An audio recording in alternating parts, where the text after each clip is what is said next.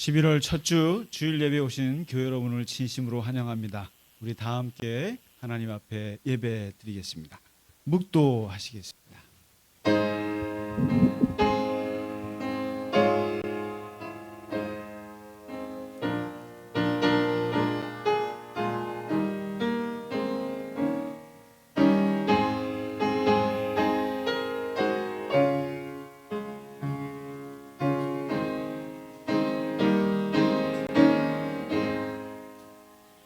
외치는 자의 소리여 이르되 너희는 광야에서 여호와의 길을 예비하라. 사막에서 우리 하나님의 대로를 평탄하게 하라. 푸른 마르고 꽃이 시들면 여호와의 기운이 그 위에 불미라. 이 백성은 실로 풀이로다. 푸른 마르고 꽃은 시드나 우리 하나님의 말씀은 영원히 서리라. 아멘.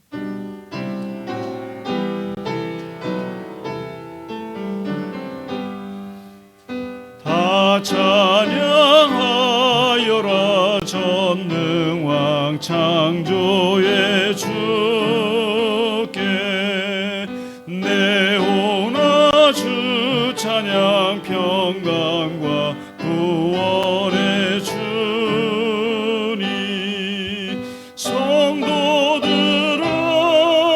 주 앞에 이제 나와 즐겁게 찬양하여라. 다 찬양하여라. 놀라운 만유의 주께 포근한 날개 민을 품어 주시는 주님 성도들아 주님의 뜻 안에서 내 소원 다 이루리라.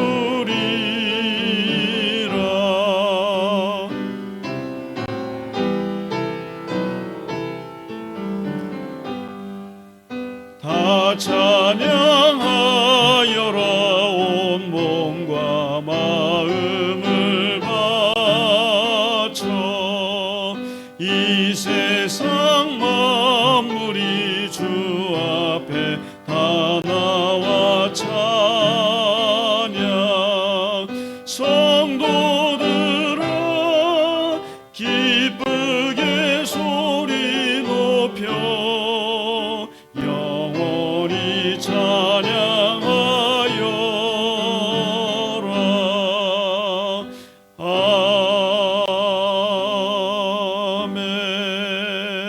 아멘. 사도신경으로 우리의 신앙을 고백하겠습니다. 나는 전능하신 아버지 하나님 천지의 창조주를 믿습니다. 나는 그의 유일하신 아들 우리 주 예수 그리스도를 믿습니다. 그는 성령으로 잉태되어 동정녀 마리아에게서 나시고 본디오 빌라도에게 고난을 받아 십자가에 못 박혀 죽으시고 장사된 지 사흘 만에 죽은 자 가운데서 다시 살아나셨으며 하늘에 오르시어 전능하신 아버지 하나님 우편에 앉아 계시다가 거기로부터 살아있는 자와 죽은 자를 심판하러 오십니다. 나는 성령을 믿으며 거룩한 공교회와 성도의 교제와 죄를 용서받는 것과 몸의 부활과 영생을 믿습니다. 아멘. 오늘의 교동문 성찬의 말씀입니다. 예수께서 이르시되 나는 생명의 떡이니 내게 오는 자는 결코 줄이지 아니할 터이요 나는 하늘에서 내려온 살아있는 떡이니 사람이 이 떡을 먹으면 영생하리라.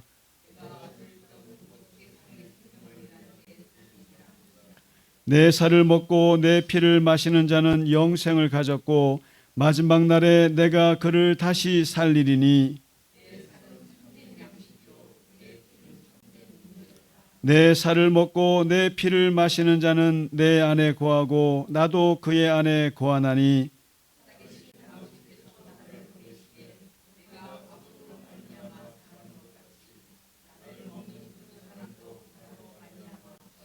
새 계명을 너희에게 주노니 서로 사랑하라. 내가 너희를 사랑한 것 같이 너희도 서로 사랑하라. 너희가 서로 사랑하면 이로써 모든 사람이 너희가 내 제자인 줄 알리라. 아멘.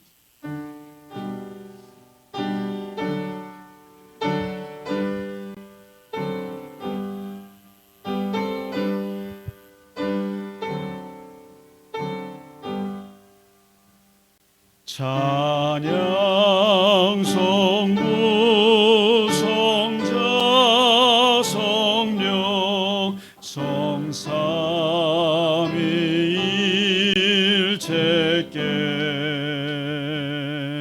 영원 무궁하기까지 영광을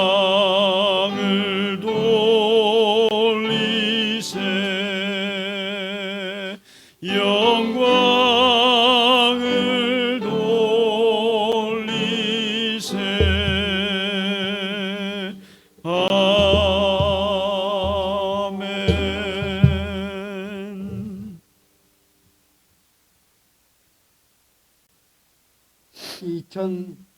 2024년 11월 첫 주일 10월 상달과 겹친 뜻깊은 날에 갈릴리 겨자나무 교회 예배를 드릴 수 있게 해주신 하나님께 찬양과 영광을 올립니다. 아멘. 특히 올해는 다른 나라와 달리 좋은 날씨를 주셔 풍년이 들고 오곡 백화가 무르익어 크나큰 기쁨을 주시니 또한 감사합니다. 아멘. 그리고 우리를 대한민국 국민이 되고 갈릴리 겨자나무 교회의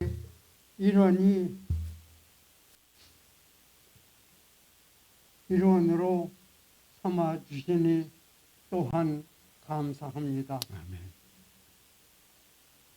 또한 우리의 공동체 고백문이 온 우리의 큰 자랑이 될 것이라고 굳게 믿습니다. 우리의 임진왜란 시기에 미국 대학을 콜럼버스가 재발견했다는 사실도 이제는 부끄러움이 되었습니다. 영국을 박차고 떠난 청교도들이 메이플라워를 타고 메인 포트랜드에 도착. 추수 후 선주민들과 칠면조와 호박을 함께 나누며 첫 추수에 감사를 드렸던 것 같이 우리도 하나님께 추수에 감사를 드리게 해주시니 또한 감사합니다.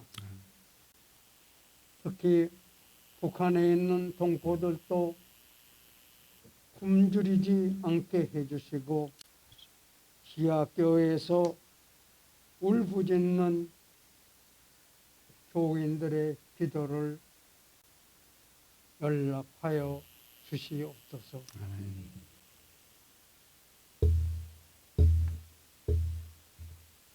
세계에서 둘째로 가난해 풀뿌리와 나무 껍질로 연명했던 우리 선조들이 이제는 세계를 돕는 나라가 되게 해주신 것 다시 한번 감사드립니다.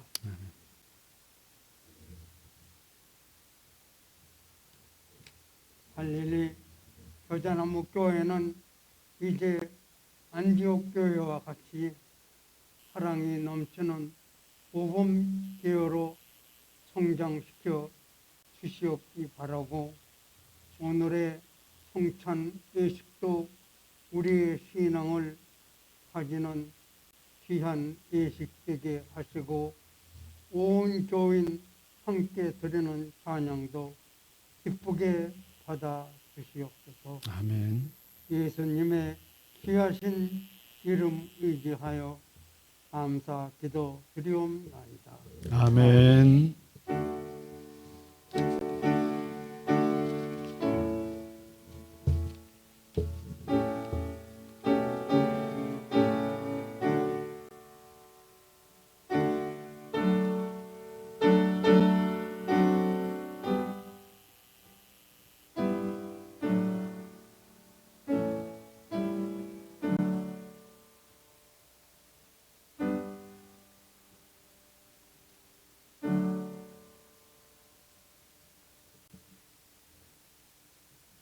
아멘. 찬송가 286장 찬양 드리겠습니다.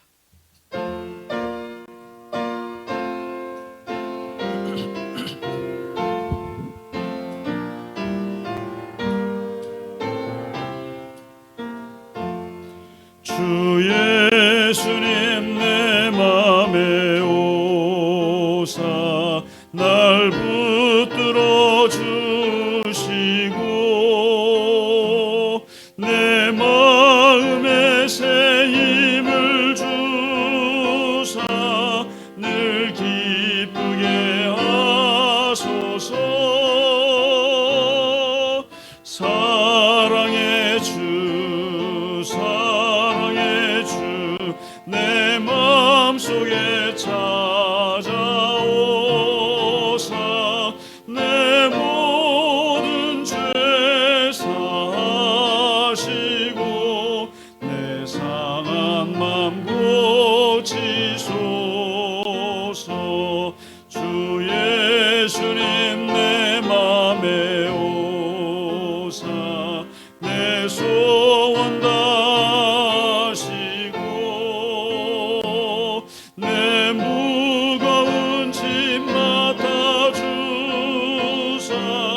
참 평안을 주소서. 사랑의 주 사랑의 주 내 마음속에 찾아오사 내 모든 죄 사하시고 내 상한 맘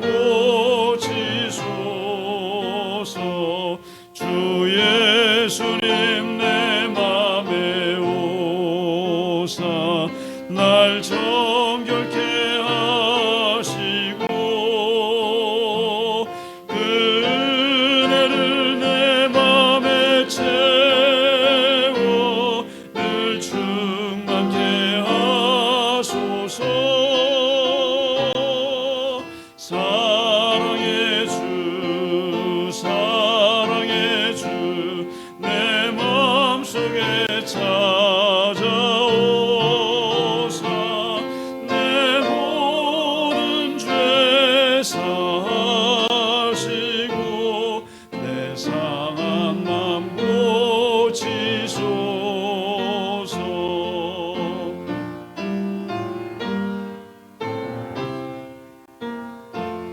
주 예수님 내 맘에 오사 내 길 인도하시고 주 성령을 내 맘에 채워 늘 충만케 하소서. 사랑의 주 사랑의 주 내 마음속에 찾아오사 내 모든 죄 사하시고 내 상한 맘 고치소서.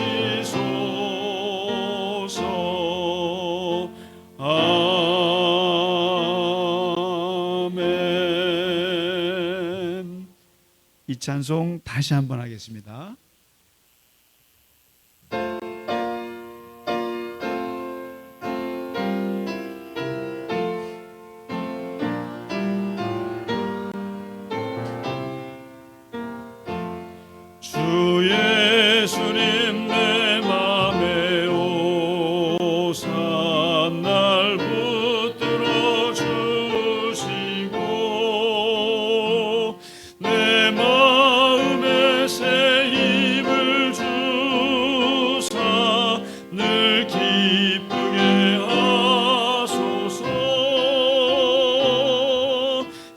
사랑의 주 사랑의 주 내 마음속에 찾아오사 내 모든 죄 사하시고 내 상한 맘 고치소서. 주 예수님 내 맘에 오사 내 소원 다하시고 내 무거운 짐 맡아주사 참 평안을 주소서. 사랑의 주 사랑의 주 내 마음속에 찾아오사 내 모든 죄 사하시고 내 상한 맘 고치소서. 주 예수님 내 맘에 오사 날 정결케 하시고 그 은혜를 내 맘에 채워 늘 충만케 하소서. 사랑의 주 사랑의 주 내 마음속에 찾아오사 내 모든 죄 사하시고 내 상한 맘 고치소서.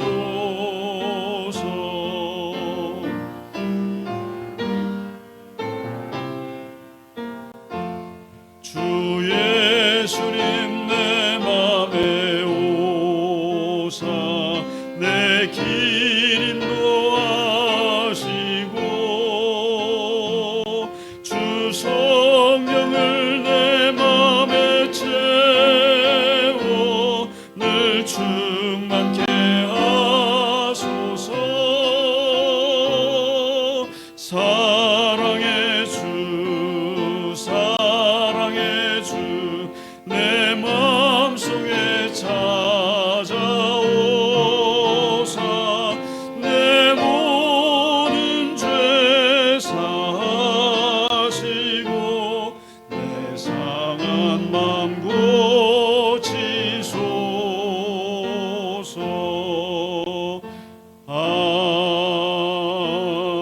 아멘. 아멘. 마라톤 덕분에 찬양을 2번 했습니다. 참 우리에게 이렇게 고통을 주는군요, 이 마라톤이.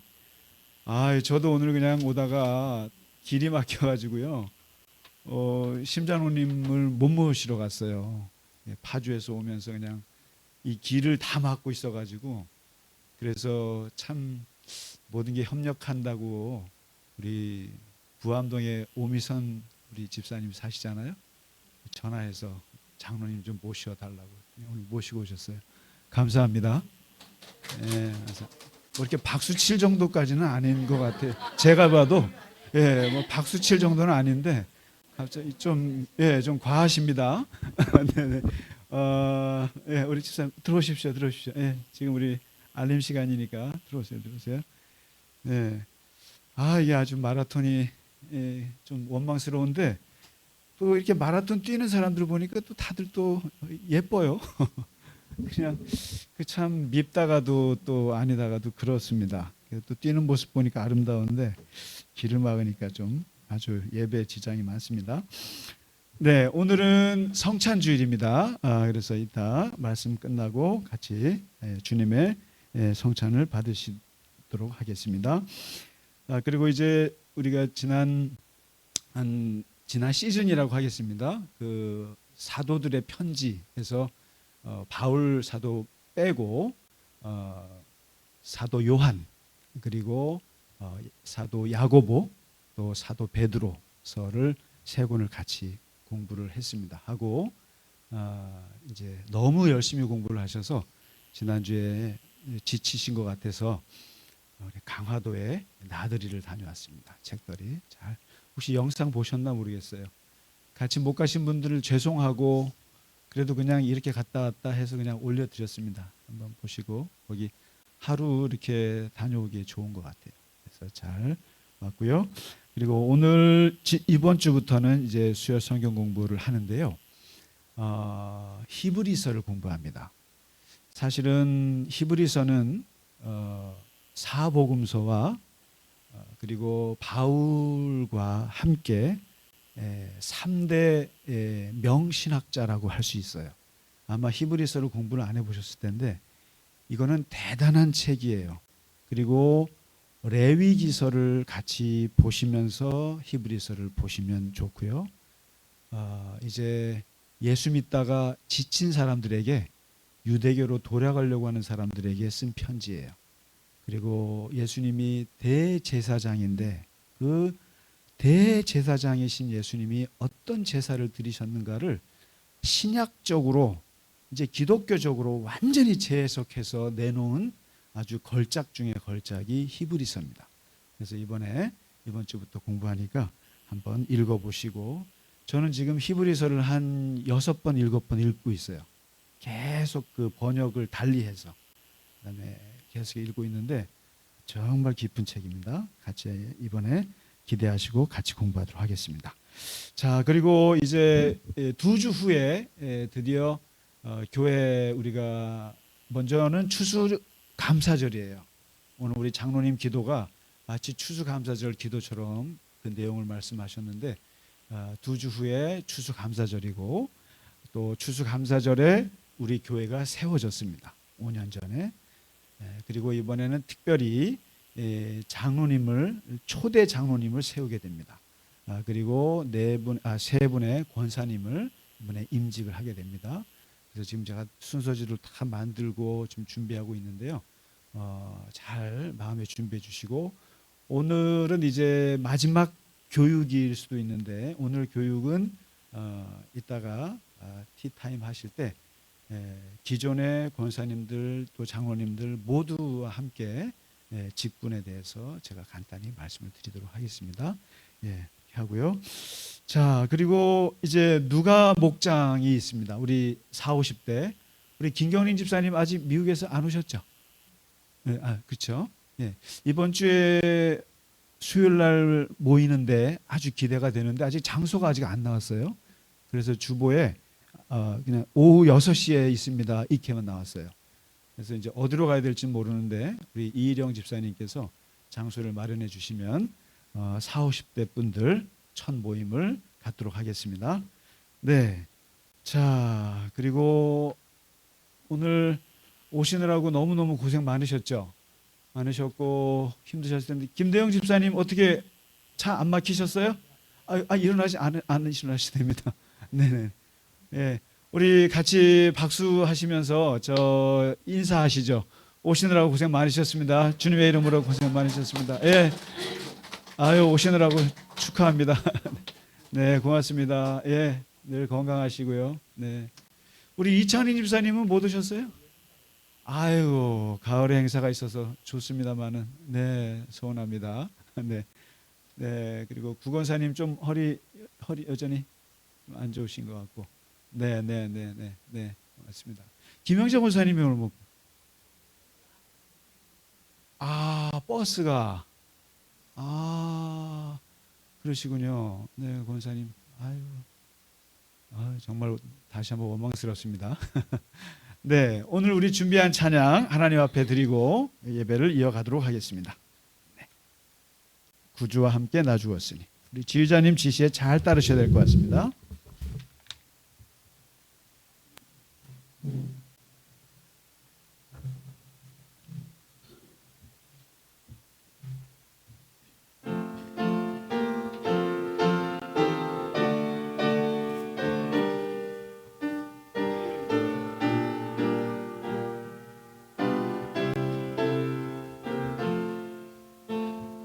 주와 함께 나 죽었으니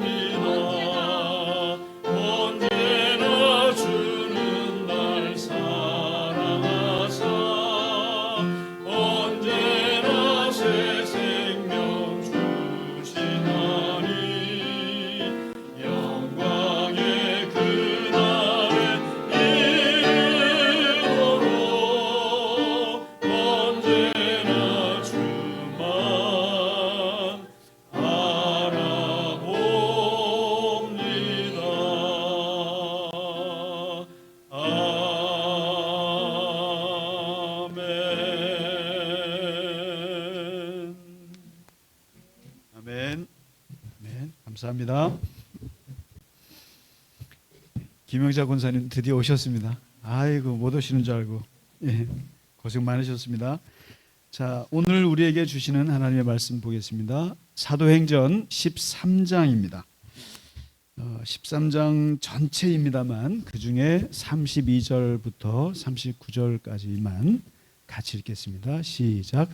우리도 조상들에게 주신 약속을 너희에게 전파하노니 곧 하나님이 예수를 일으키사 우리 자녀들에게 이 약속을 이루게 하셨다 함이라. 시편 2째 편에 기록한 바와 같이 너는 내 아들이라 오늘 너를 낳았다 하셨고 또 하나님께서 죽은 자 가운데서 그를 일으키사 다시 썩음을 당하지 않게 하실 것을 가르쳐 이르시되 내가 다윗의 거룩하고 미쁜 은사를 너희에게 주리라 하셨으며 또 다른 시편에 일렀으되 주의 거룩한 자로 썩음을 당하지 않게 하시리라 하셨느니라. 다윗은 당시 하나님의 뜻을 따라 섬기다가 잠들어 그 조상들과 함께 묻혀 썩음을 당하였으되 하나님께서 살리신 이는 썩음을 당하지 아니하셨나니 그러므로 형제들아 너희가 알 것은 이 사람을 힘입어 죄 사함을 너희에게 전하는 이것이며 또 모세의 율법으로 너희가 의롭다 하심을 얻지 못하던 모든 일에도 이 사람을 힘입어 믿는 자마다 의롭다 하심을 얻는 이것이라. 아멘. 안디옥 교회가 탄생하면서 이제 사도행전은 새로운 국면으로 접어듭니다. 이게 무명의 평신도들에 의해서 교회가 세워지고 그리고 사도들이 아니라 이제 5명의 사역자들을 중심으로 교회가 이루어졌는데 본격적으로 이방인들에게 복음을 전하는 교회가 됐습니다. 그러다가 하나님께 기도하는 중에 하나님의 성령이 지시하시기를 너희 5명 중에 2사람을 뽑아서 지중해 전역의 선교사로 보낼 것을 지시하시고 거기에 이제 바울과 바나바가 뽑혀요. 그리고는 뭐 작별 인사할 틈도 없이 이제 바울과 바나바는 어디로 가냐면은 터키로 갑니다. 튀르키예로. 거기가 바울의 고향이기도 하거니와 그쪽이 지중해로 뻗어나가는 중요한 지점입니다. 그래서 어디로 들어가냐면 이제 배를 타고 여러분 사이프러스 섬이라고 들어보셨어요? 그쪽으로 해서 거기서 배를 타고 이제 터키의 남동쪽으로 들어갑니다. 들어가면서 여기저기 이제 거쳐 들어갑니다. 들어가다가 어디를 가냐면은 여러분 가파도기아 가보셨죠? 가파도기아 가면은 거기에 그 뭐죠? 풍선 그거를 기구 타고 뭐 이제 그런 곳인데 그쪽 지역으로 이제 가는데 거기에 비시디아 안디옥이라고 하는 곳이 있어요. 그 비시디아 안디옥이라고 하는 곳에 도착을 해서 거기에 어디를 가냐면은 그 당시는 이스라엘이 예수님 당시에는 해외 동포 시절이에요. 나라가 식민지가 되면은 어떻게 됩니까? 못 살고 사람들이 떠나요. 떠나서 해외로 갑니다. 우리나라도 일제시대 때 하와이로 가고 미국으로 떠나고 이렇게 중국 만주로 가고 하듯이 이스라엘이 사람들이 다 떠나요. 떠나면서 국내에는 300만밖에 없지만 해외에는 800만 시대예요. 그런데 해외 나가서 예배를 드려야 하니까 어디서 예배를 드려요? 예루살렘 성전도 없고 그러니까 만든 게 회당이에요. 회당은 유대인 남자 10명만 있으면 회당을 만들어요. 그래서 거기에서 모여서 서로 위로하고 예배도 드리고 음식도 나눠 먹고 서로 도와주기도 하고 그게 이제 회당인데 거기에는 가끔씩 뭐 특별히 담임 목사가 있는 것도 아니에요. 그냥 지나가다가 어떤 좋은 랍비가 지나간다거나 또는 말씀하고 싶어 한 사람이 있으면은 강대상에 세웁니다. 세우는데 오늘 누구를 세우냐면은 14년 동안 다소에서 또 아라비아 사막에서 깊이 버려진 채로 그 은둔했던 그 사도 바울이 이제 등장해서 내가 만난 예수님이 어떤 분인지를 신학화를 했죠. 정리를 했어요, 이 사람이. 그리고 이제는 어디 가서도 말씀을 전할 수 있는 준비가 되어 있는데 바로 바울을 그 회당에서 세웁니다. 당신이 뭐 전직이 화려하던데 한번 도대체 네가 전하는 예수가 어떤 분인지 한번 전해보시오 하고 강대상에 세워요. 그래서 오늘 읽으시는 13장 전체가 바로 사도 바울의 생애 첫 설교입니다. 설교에. 사도행전에는 여러 사도들의 설교문이 담겨져 있어요. 그 첫 번째가 2장에 베드로의 설교가 있었어요. 그리고 7장에 스데반의 설교가 있었습니다. 그리고 오늘 이제 13장에 바울의 첫 설교가 있는데 앞에 베드로가 설교하는 것을 들어보면 다 핵심은 예수예요. 예수를 너희가 50일 전에 죽였다. 하나님이 예수를 살렸다. 이 예수가 우리의 주와 그리스도가 되셨다. 너희는 회개하라. 세례를 받아라. 그리고 성령의 선물을 받으리라. 구원을 받으리라. 이게 베드로의 설교의 핵심이에요. 스데반은 아브라함 때부터 예수님에게 이르기까지 구약의 전체 창세기부터의 역사를 훑는 대단한 역사 설교를 합니다. 그러다가 다윗과 솔로몬이 지은 성전을 거기에 주목해요. 그러면서 뭐라고 말하냐면은 다윗과 솔로몬이 지은 성전에 하나님이 계시지 않는다. 지금 너희 눈앞에 있는 헤롯이 지은 67년째 짓고 있는 이 성전에 하나님이 계시지 않는다. 하나님은 손으로 지은 성전에 계시지 않고 너희는 바로 그러한 하나님의 성전을 거스르고 하나님의 성령을 거스른다. 그리고 너희는 선지자들의 말씀을 거스르는 자들이다. 예수님이 이 성전에 하나님이 없다고 얘기하셨던 것처럼 스데반도 똑같이 얘기했다가 돌에 맞아 죽었습니다. 그리고는 이제 오늘 다윗이 14년 만에 등장해서 이제 15년 만이 되겠죠. 15년 만에 이 비시디아 안디옥 회당에서 이제 설교를 합니다. 이 설교를 잘 보면 스데반의 설교와 베드로의 설교랑 겹쳐 있습니다만은 역시 바울이구나라고 하는 독특한 구절이 등장을 해요. 바울도 똑같이 역사를 얘기해요. 근데 출애굽 역사부터 얘기합니다. 출애굽의 역사부터 모세 때부터 광야 시대 40년 그리고 여호수아가 가나안을 정복해서 그리고 거기에서 사사들을 세우고 나라를 다스린 지가 450년 그리고 450년 만에 다윗이 등장했는데 하나님이 다윗에 꽂히셨다.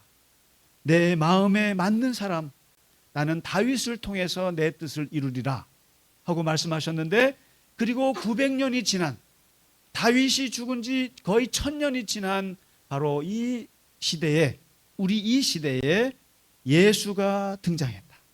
예수가 등장했는데 바로 하나님께서 다윗에게 약속했던 내 뜻을 이루리라고 하셨던 약속이 예수를 통해서 나타났다.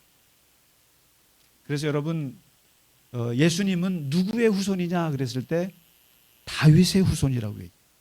다윗이 유다 지파예요. 예수님도 유다 지파예요. 저는 경주 김씨예요. 근데 경순왕이 경주 김씨예요. 저도 경주 김씨예요. 이런 거가 똑같은 거예요. 아무 의미가 없는 거예요, 사실은. 근데 다윗이 유다 지파예요. 근데 예수님도 유다 지파예요. 그래서 이 다윗 이후에 예수님이 나타나셨는데 예수는 누구냐? 바로 하나님이 우리에게 보내신 구원의 말씀입니다. 이렇게 얘기합니다. 이게 다윗의 독특한 표현이에요. 하나님이 우리에게 보내신 구원의 말씀입니다. 이미 이게 신학적인 표현이죠. 그리고는 근데 이 이스라엘 사람들이 예수님을 정죄했고 죽여서 나무에 매달아 죽였다가 무덤에 묻었습니다. 그런데 하나님이 그를 살리셨습니다. 일으키셨습니다. 이건 베드로와 똑같은 설교예요. 그리고 이 부활하신 예수님을 놓고 하나님이 뭐라고 말씀하셨냐면은 너는 내 아들이다. 내가 너를 낳았다. 그리고 다윗을 얘기합니다. 그 위대한 다윗, 다윗은 조상들과 묻혀서 몸이 썩어 문드러졌지만, 그러나 예수는 썩음을 당하지 아니하셨다.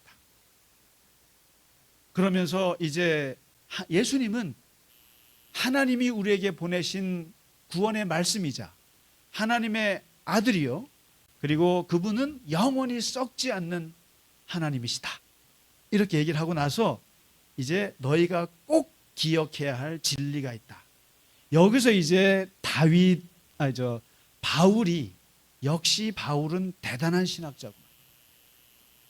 바울이 14년 동안 어떤 공부를 하고 어떻게 예수님을 이해했는지를 이제 풀어내기 시작하는 단초가 여기에 나와요. 바로 38절과 39절. 바로 이 단초로부터 시작해서 로마서가 탄생합니다. 로마서가 어떤 책이에요? 예수님이 우리에게 구원이 된다고 하는 신약에서 가장 위대한 책 중에 하나가 로마서예요. 기독교를 탄생한 책이 로마서예요. 어마어마한 논문이에요, 이게. 그 로마서를 탄생하게 된 단초가 바로 오늘 38절, 39절이에요. 이건 베드로에게서 찾을 수가 없어요. 어떤 사도에게서도 찾을 수 없는 바울만의 독특한 말씀인데, 바로 뭐냐면 두 가지 메시지예요. 하나는 너희가 죄 사함을 받았다. 죄 사함이라고 하는 말, 아페시스 하마르티아. 하마르티아가 죄거든요. 죄로부터 사함 받았다. 두 번째가 믿음으로 말미암아 의롭게 되었다. 믿음으로 말미암아 의롭게 되었다. 이 신칭이라고 들어보셨죠? 피스티온 디카이오스네. 이 엄청나게 유명하고 중요한 말이에요. 이 두 개념을 이제 바울이 이 회당에서 던지는 거예요. 죄 사함이라고 하는 것은, 여러분, 죄라고 하는 것을 좀 정확히 이해하시면 좋겠어요. 하마르티아라는 말인데, 이 말은 화살을 쐈는데 관역에서 벗어난다는 뜻이에요. 어떤 목표를 했는데 내가 이렇게 살아야지라고 목표를 잡았는데 빗나가는 거예요. 내가 저 사람과 어떤 올바른 관계를 하려고 그랬는데 그 관계가 삐뚤어진 게 죄예요. 죄라고 하는 것은 내가 누군가에게 일방적으로 그 사람을 속여서 관계가 깨진 거예요. 내가 일방적으로 누군가에게 무례한 행동을 해서 관계가 깨진 게 죄예요. 내가 뭔가 무례하게 그 사람을 지배하고 다스려서 그 사람하고 관계가 깨지는 게 죄예요. 하나님 앞에 하나님을 내가 존중하지 않아서 하나님과 내 관계가 깨지는 게 죄예요. 하나님을 내가 경외하지 않고 하나님을 예배하지 않고 하나님 앞에 예의를 갖추지 않아서 하나님과 관계가 서먹서먹해지는 게 죄예요. 원래 나는 하나님과 관역을 맞췄어야 되는 거예요. 사람들과 관역을 정확히 맞춰서 살아야 되는 거예요. 그런데 이 나의 일방적인 행동, 나의 일방적인 무례한 것들 때문에 그것이 깨지는 게 죄예요. 사람 죽이는 게 죄만이 아니에요. 사람을 죽였다라는 게 뭐예요? 저 사람과 나와의 관역이 맞아야 되는데 사람을 죽임으로써 관계가 깨졌기 때문에 죄라는 거예요. 이게 하마르티아예요. 그런데 오늘 바울이 뭘 말하냐면 너희는 이제 죄 사함을 받았다. 이제 하나님과 관계가 이제 딱 맞았다. 하나님과 이제 눈을 보고 쳐다볼 수 있게 되었다. 이제 사람들과 눈을 보면서 마주를 할 수 있게 되었다. 관계가 회복되었다. 이게 죄사함이에요. 죄사함이에요. 그러니까 밀양이라는 영화에서 그 전도연의 아들을 죽인 그 사람한테 가서 용서하러 갔더니 뭐라고 그래요? 나는 용서받았습니다 그러잖아요. 하나님께. 그랬더니 전도연이 뭐라고 그래요? 내가 용서하지 않았는데 누가 용서했냐 이거예요. 죄라고 하는 것은 여러분 추상적인 개념이 아닙니다. 자꾸만 기독교인들이 저부터도 죄를 너무 우리 교인들한테 추상적으로 가르쳤어요. 하나님께만 짓는 죄로만 했는데 모든 죄는 하나님과 사람이랑 연결되어 있습니다. 예수님이 그렇게 말씀하셨어요. 너가 예배를 드리기 전에 형제와 틀어진 거 있으면 그 사람하고 화해하고 예배 드리라고. 정의가 깨어져 있는 상태에서 예배는 의미가 없다라는 거예요. 그래서 우리가 누구랑 싸우고 오면 예배가 힘들어요. 그리고 바깥에서 막 교통해갖고 막 대빵 싸우고 오면 예배 못 드릴 것 같아요. 그래서 오늘 또 막 마라톤 맞고 있는데 한마디 하려고 그러다가 이러다 예배 못 드리지 싶어서 이런 거예요. 그러니까 죄는 수직적인 죄와 수평죄가 붙어 있단 말이에요. 붙어 있어요. 사람에게 나쁜 짓을 하고 하나님 앞에 용서받았습니다 기뻐할 수가 없는 거예요. 연결되어 있기 때문에. 그런데 이거를 풀어드리게 되었다. 이게 풀어지게 됐다는 거예요. 그 다음에 두 번째 얘기는 믿음으로 의롭다함을 입었다. 여러분, 이 의롭다 하는 것도 좀 정확히 우리가 알아야 되는데 정의예요. 정의. 우리가 정의하면은 마이클 샌델의 정의란 무엇인가? 이 책 200만 부 팔린 것만 생각할 수 있어요. 그리고 마치 그 책을 조금이라도 읽으신 분들은 똑같이 나눠 먹는 거, 똑같이 잘 사는 사람이나 못 사는 사람이나 기회가 균등하게 서로 나눠주는 거, 그리고 서로가 잘 경쟁할 수 있도록 해주는 게 이게 정의라고 생각하시는데 성경이 말하는 정의는 관계예요. 하나님하고 나와의 올바른 관계를 유지하기 위해서 꼭 필요한 마땅히 해야 할 것이 정의예요. 그게 바로 미슈파트예요. 그게 ጼ데카라는 거예요. 그리고 오늘 여기 신약에서는 디카이오스네라는 말을 써요. 이 말은 하나님께 내가 해야 될 마땅한 일, 마땅히 해야 될 것, 그것을 하면 의이고 하지 않으면 그거는 불의예요. 사람에게 대해서도 마찬가지거든요. 사람에게 대해서도 내가 마땅히 우리 권사님하고 나의 관계에서는 내가 마땅히 해야 될 것을 하면 그게 의예요. 정의예요. 그런데 내가 마땅히 하지 않고 그것이 비뚤어지면 그게 불의거든요. 그런데 구약에서는 바울이 율법 전문가잖아요. 모세오경을 달달 외우는 사람이에요. 이 사람이.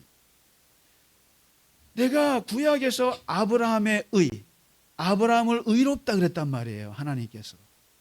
그 아브라함이 의롭다는 게 뭔가? 그거는 여러분, 내가 누구를 위해서 의로운 일을 했어. 내가 정말 내 이익을 생각하지 않고 다른 사람을 생각해서 내가 의로운 일을 했어. 이런 의미가 아니에요. 성경에서 의라고 하는 것은 하나님 앞에서 의는 하나님 보시기에 마땅히 해야 될 것을 하는 거. 그게 의예요. 그리고 사람에게는 사람에게 마땅한 것을 하는 것이 의인데 바울이 보니까 아브라함이 의롭다라는 말을 들었는데 그 아브라함의 의가 어디서 왔나? 창세기를 다시 봤어요. 14장, 15장을 집중해서 봤어요. 바울이. 보니까 거기에 이렇게 써 있어요. 아브라함이 하나님을 믿으니 하나님께서 그를 의롭다 여기시더라. 여기서 바울의 로마서가 출발하는 거예요.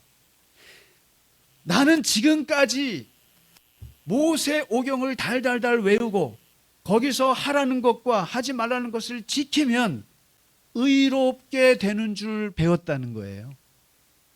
그런데 바울이 다소에서 14년 동안 구약 성경을 붙잡고 새롭게 예수님 안에서 깨달았던 것은 아브라함이 무슨 율법을 지키고 십계명을 지키고 그냥 하나님이 하라는 대로 노예처럼 뭘 지켰기 때문에 의로워진 게 아니라 하나님이 그 별 많은 하늘에서 말씀하실 때 그 말씀을 믿습니다. 알겠습니다. 하고 믿었던 것을 하나님께서 진짜 너는 괜찮은 놈이다. 너는 진짜 의롭다라고 말씀하셨다는 거예요. 여기서 바울이 깨달았어요. 사람이 하나님 앞에 의롭게 되는 것은 무슨 율법을 지키고 모세오경을 지키고 토라를 따라서 사는 게 아니라 다메섹에서 나에게 만나주신 부활하신 예수님을 그분을 믿는 것으로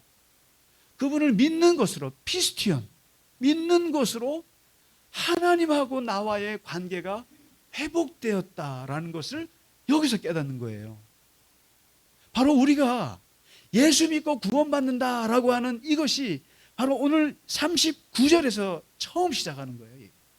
바울이요. 너희는 무슨 토라를 가지고 막 달달달 외우고, 여러분 지금 예루살렘 성전 통곡의 벽에 가보시면 그냥 이스라엘 사람들이 와가지고 이거 외우잖아요. 막 토라를 외운단 말이에요. 이것은 간접 관계예요. 간접적으로 모세오경을 통해서 하나님을 만나겠다는 거예요. 그런데 바울은 깨달았어요. 직접 소통하겠다. 직접 관계한다. 이제 너희는 모세오경을 통해서가 아니라 직접 예수님에게 소통할 수 있게 되었다. 예수님을 믿음으로, 예수님을 믿음으로, 예수님을 영접함으로, 예수님 안에서 너는 의롭다 인정을 받게 될 것이다. 이거를 펼쳐내신 거예요. 이게 이 대단한 얘기를 했는데 마지막 더 대단한 것이 하나 있는데 이게 뭐냐면은 이 죄사함과 믿음으로 의롭게 되었다고 하는 이것을, 이 신칭의를 가능하게 하는 한 가지 비밀을 여기서 공개합니다. 그 비밀이 무엇인가? 38절과 39절에 두 번 다 나와요. 그게 뭐냐면 이 사람을 힘입어, 이 사람을 힘입어 우리가 죄사함을 받았다.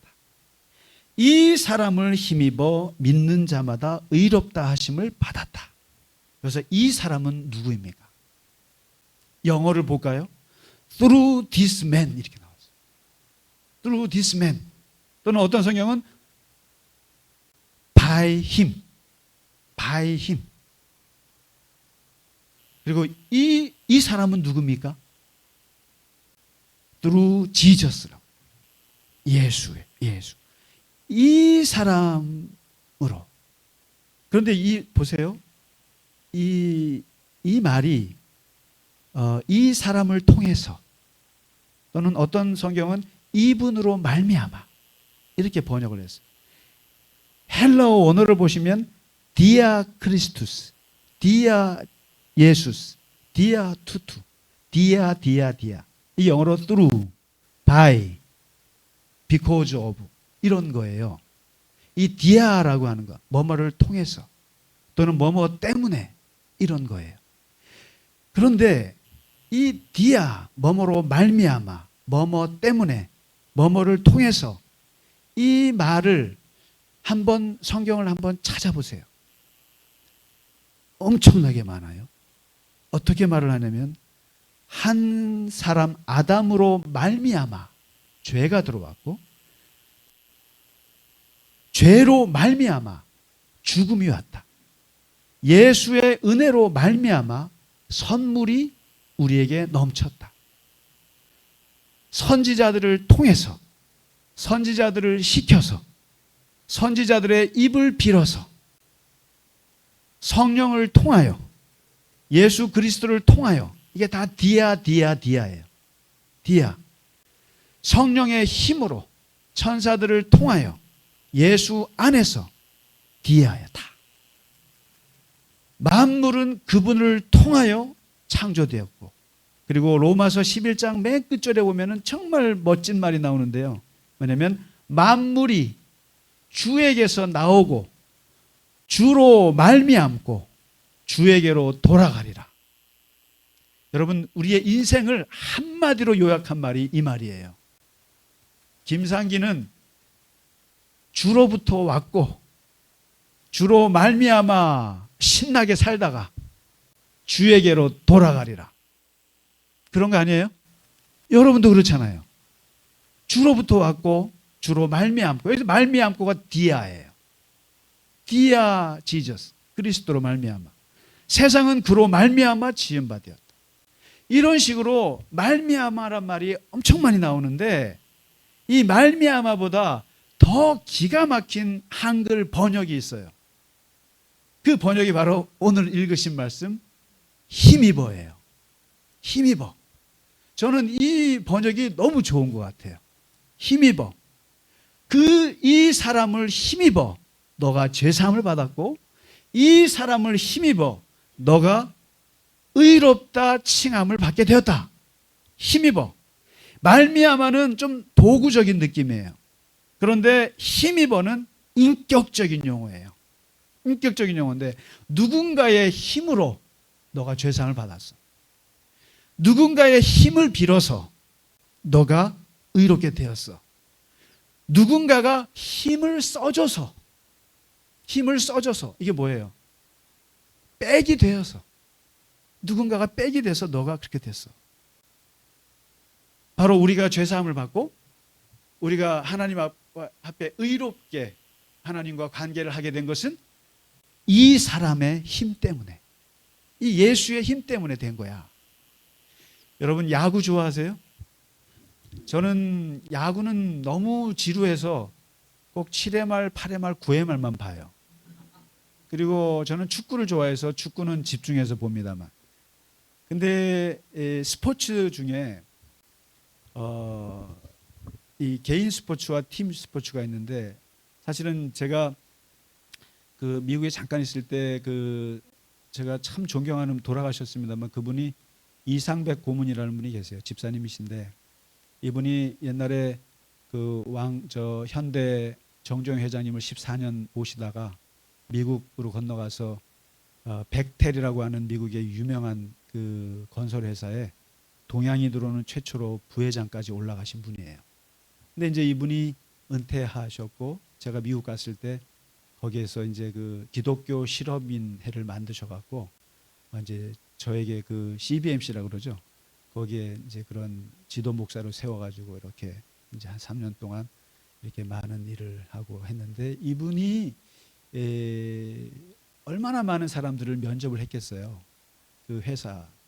그러니까 그래서 제가 교회에 초청을 해 가지고 한번 저기 미국에서 취업하는 법에 대해서 젊은 그 청년들, 제 교회 옆에 스탠포드 대학이 있었어요. 그러니까 이제 그 유학생들이 미국에 진출하려면 어떻게 해야 되는가 해서 이제 그런 비결을 얘기하시는 세미나를 한번 열어서 했는데, 거기서 그분이 그런 얘기를 해요. 대학에서 이제 미국은 동아리를 들어갈 때, 스포츠 동아리를 들어갈 때 개인 스포츠 같은 거 하지 마라. 팀 스포츠를 해서 이력서에 써라, 이러시더라고요. 그러니까 뭐냐면 팀이 하는, 그래서 직장에서는 모든 게 팀워크이기 때문에 예를 들면 축구팀을 했다거나 또는 무슨 뭐 럭비팀을 했다거나 농구를 했다거나 이런 건 좋은데, 뭐 골프를 했다거나 뭐 승마를 했다거나 이런 건 별로 회사 입장에서는 안 좋아한다는 거예요. 근데 아무튼 이 팀 스포츠를 하는데 그러면서 역시 팀 스포츠가 좋구나. 근데 이제 이 팀 스포츠 중에서 가장 인간의 인생을 가장 잘 보여주는 스포츠가 뭔가? 이것은 그분 얘기가 아닙니다. 이제부터는. 그것은 뭐냐면 뭔 것 같으세요? 축구 같으세요? 배구 같으세요? 야구예요. 야구는 저는 누가 만들었는지 몰라도 인생을 정확히 보여주는 게 야구예요.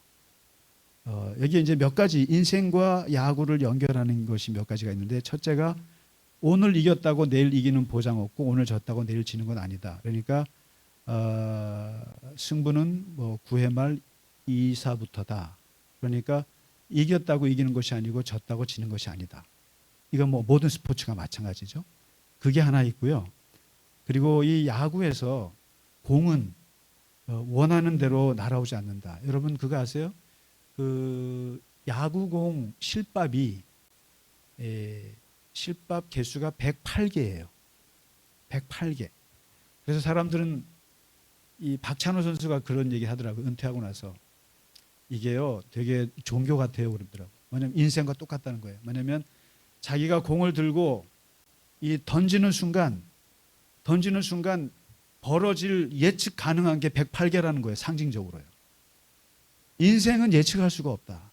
이게 공이 스트라이크로 들어갈지 볼로 들어갈지 타자를 칠지 또 타자가 홈런을 칠지 희생타를 할지, 그 다음에 이게 떨어져 가지고 우리 외야수가 잡을지 놓칠지, 이게 상상할 수 없는 예측한 변수들이 던지기 직전의 긴장과 던지고 나서부터는 완전히 인생이 어떻게 될지 모른다는 거예요. 108번뇌와 같다라는 거예요, 이게요.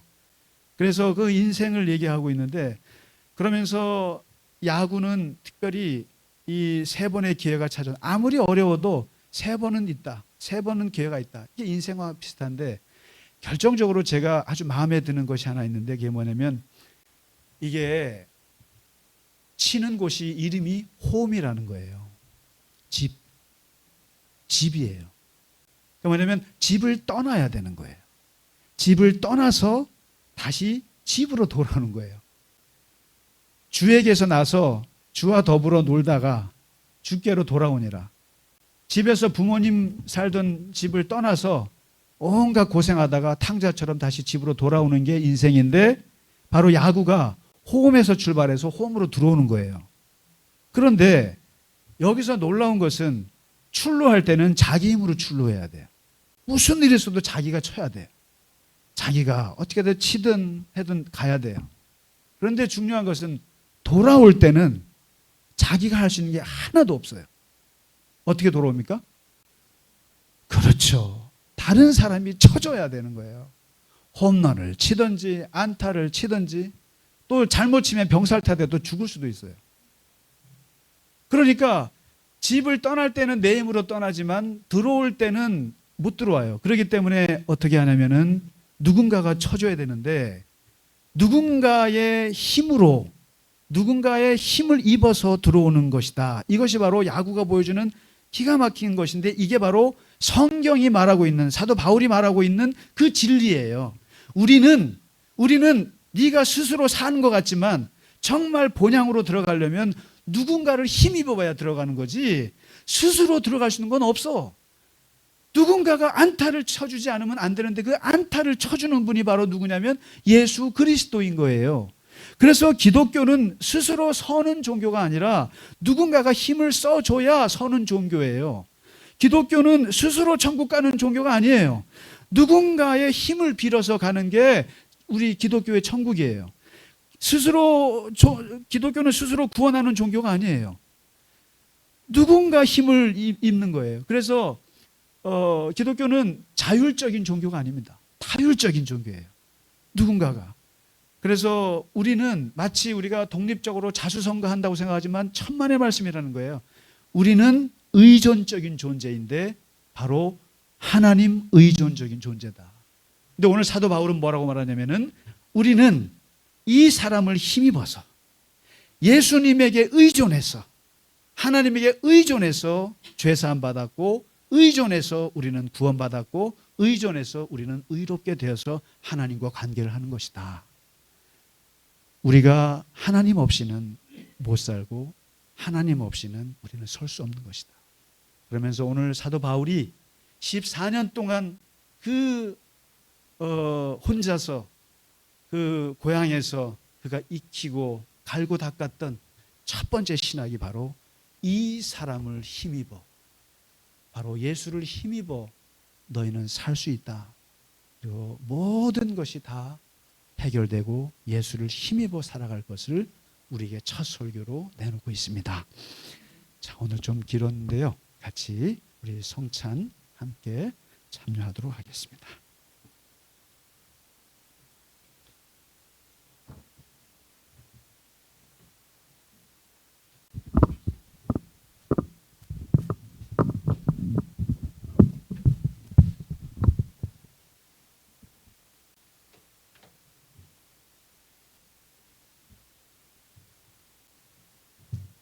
기도하겠습니다. 주님이 우리의 죄 사함에 힘이 되시고 우리가 하나님과 관계를 새롭게 펴는데 주님의 힘을 입어 이렇게 구원받게 하여 주심을 감사합니다. 주님의 사랑을 힘입어 이 시간 주님의 살과 주님의 피를 우리가 받을 때 주님께서 우리의 온 몸과 영혼에 함께 하시고 이 시간 주님의 은총으로 우리를 덮어 주시옵소서. 예수님의 이름으로 기도합니다. 아멘. 주께서 잡히시던 날 밤 제자들에게 떡을 떼어 주시면서 말씀하셨습니다. 이것은 내가 너희를 위하여 주는 내 살이니 이것을 먹을 때마다 나를 기억하라 말씀하셨습니다. 식후에 제자들에게 포도주를 따라 주시면서 말씀하시기를 이것은 내가 너희를 위하여 흘리는 내 피니 이것을 마실 때마다 나의 죽음을 기억하라 말씀하셨습니다. 오늘 우리가 주님의 살과 피를 먹고 마시는 것은 주님이 다시 오시는 날까지 그분의 죽으심과 부활을 또 전하고자 하기 위함입니다. 이 시간 경건한 마음으로 주님의 살과 주님의 피를 받으시기 바랍니다.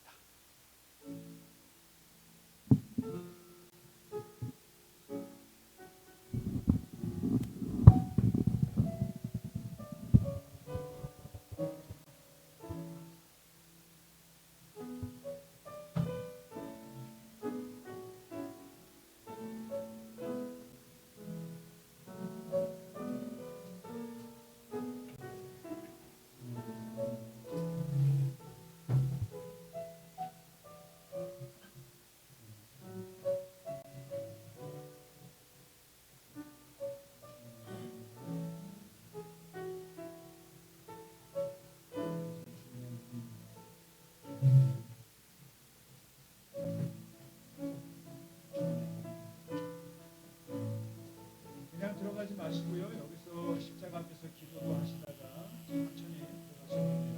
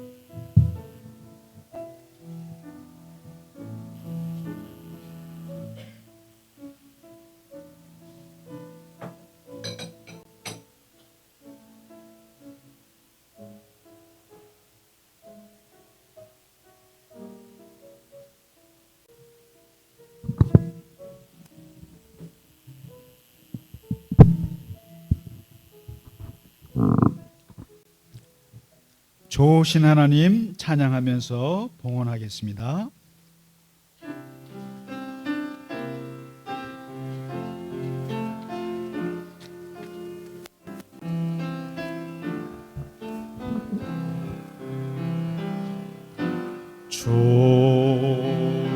좋으신 하나님 좋으신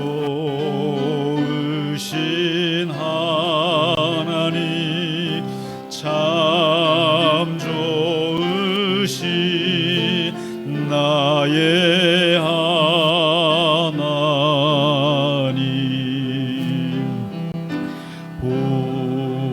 우리의 기도를 응답해 주시는 참 좋으신 나의 하나님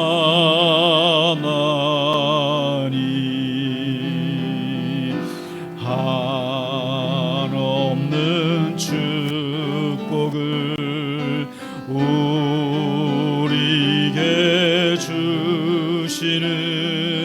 참 좋으신 나의 하나. 일어나서 찬양하겠습니다. 좋으신 예수님, 좋으신 예수님, 좋으신 예수님, 참 좋으신 나의 예수. 좋으신 성령님, 좋으신 성령님, 좋으신 성령님, 참 좋으신 나의 성령님.